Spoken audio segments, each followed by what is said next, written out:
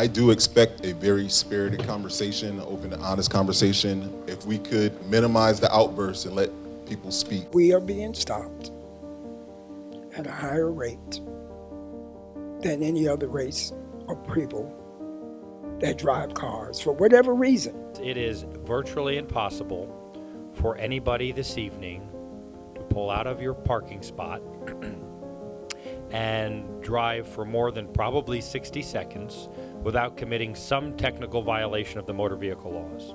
So we have to first of all move away from this idea that one group commits offenses more than others. Okay, that's not true.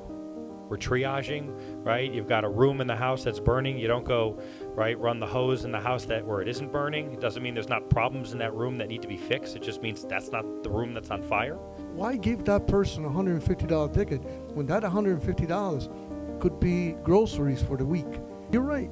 We need to change the law. We can only enforce what's on the books. New recruits should stay in Bridgeport during their recruiting periods so that they can get a feel of what it's like to be a police officer in an urban area. A lot of times we talk about criminal justice reform. That's like a real buzz thing, but we wouldn't need criminal justice reform if there was actual justice. Even if I break the law, I'm still a human being.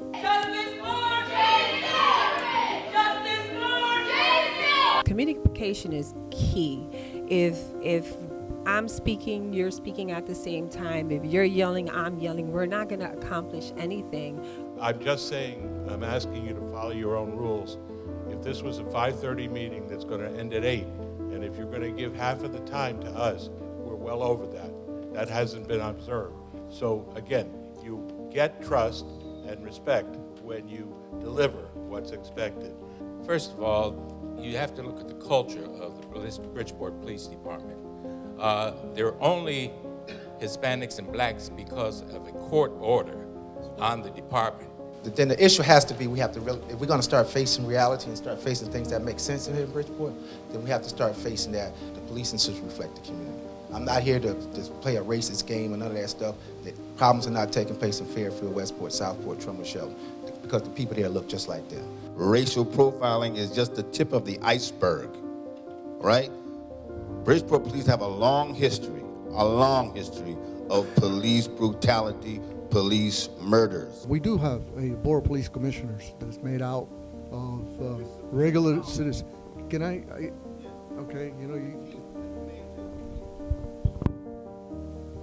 And you as a police chief should have a little bit more tolerance than that, because you took the mic and put it right over here. So to me, that's an indication, because it all starts at the top.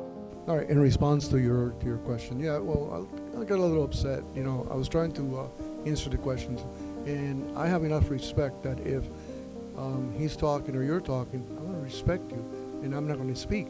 I may agree or may not disagree, but when I'm speaking, I think I deserve a little bit of respect also.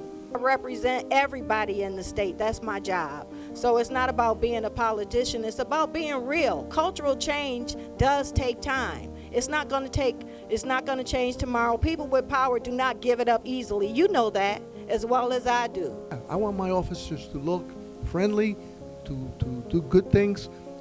Let me tell you, when they get out of line, I step on them. As you know, there's many situations where a citizen is always willing to give their license and registration, but officer always goes to the extent, where are you going? Why? This, that. I've been an officer for 29 years, right? And there have been times that I've stopped the vehicle and I've asked a question like, how are you today? Because I'm trying to get the person to feel comfortable with me. At every traffic stop in Bridgeport, is this card given out? I don't know, but they have been told to do so. We're looking into it. We're working with the state. We're working with Mr. Barone here.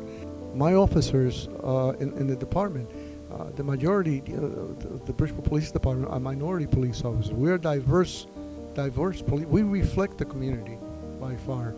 I'm just a regular, simple guy here living in Bridgeport, and there are great metrics and data, and you guys have said some remarkable things, but none of that moves me as a black man in the community. I'm still gonna walk out of here feeling as, not safer, I'm not gonna feel like I'm gonna be less inclined to be stopped or racially profiled by the police. I know that this is the beginning of a conversation, and some may feel more positive about it than others. A lot of people can get up and talk, but things change policy-wise if you're involved, whether that's at the city level or at the state level.